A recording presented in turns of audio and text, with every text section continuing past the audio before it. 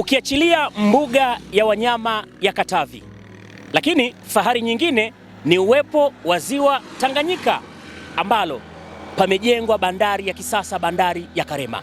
Lakini huwezi kuzungumzia bandari bila miundombinu.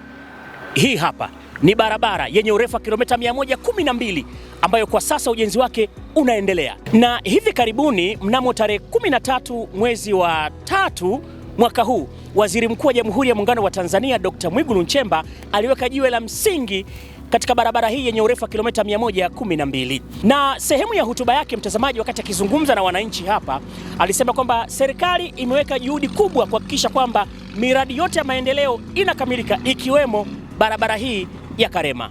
Lakini hivi tunavyoongea, nimewahakikishia hata viongozi wenu, nimekaa na mheshimiwa mbunge, nimekaa na mkuu wa mkoa pamoja na viongozi wa chama, kwamba tunakokwenda tutaongeza kasi ya utekelezaji wa miradi hii ya barabara, ikiwemo hii inayokwenda Karema na ile nyingine inayokwenda Kigoma pamoja na ile inayokwenda Rukwa, kama kilomita 72, na mkandarasi yuko site, kama hapa ambako kwenda mpaka Karema wakandarasi wako site. Kwa hiyo tutaongeza kasi ya ujenzi ili miradi hii mikubwa iweze kukamilika.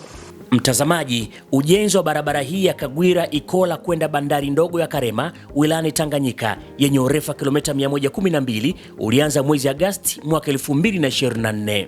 Hadi sasa ujenzi huu umeshafikia zaidi ya 40%, huku ujenzi ukiwa unaendelea katika eneo la Kasekese kwenda Ikola na kisha Karema. Ujenzi unaenda vizuri, mkandarasi yuko site anafanya kazi, na mradi wetu ulianza mwezi wa saba 2024 na unatarajia kukamilika mwezi wa 10 2027.